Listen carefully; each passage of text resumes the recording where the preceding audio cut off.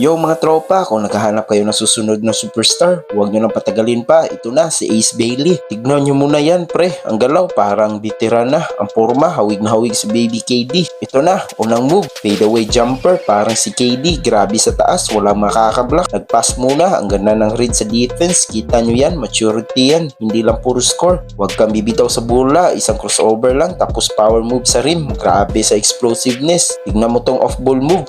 Cut, tapos isang athletic finish sa itaas. Ang gaan niya tumalon. At ito na si Lauri Markkanen. Nakatutok, kitang-kita mo na humangay siya sa galaw ng bata. Solid na respect yan. Hindi lang offensive machine yan mga lodi. Meron ding depensa. Isang sapo, rejection, huwag mong subukan. Isolation play, walang problema. Tumalikod, tapos turn around jumper ulit. Automatic na yung tira. Ito pa, para kang nanonood ng isang 7-footer na point guard handles. Ang lupit mag-dribble, walang tapon. Kahit contact, walang inaatrasan, pinupush niya yung pace. Tapos dinidiretso sa ring. Ito ang future ng NBA mga idol. Tignan mo yung range, isang hakbang pa lang, tres na agad. Hindi mo na kailangan itulak ang bola. Final play, isang behind the back na pang flashy. Hindi lang siya scorer, entertainer din. Kaya yan mga barkada sa Ace Bailey. May size, may skill at may hype. Ano sa tingin nyo? Kaya ba niyang abutin ang level ni Kevin Durant? Comment nyo yan sa baba. Huwag kalimutan mag-like at subscribe. Peace out!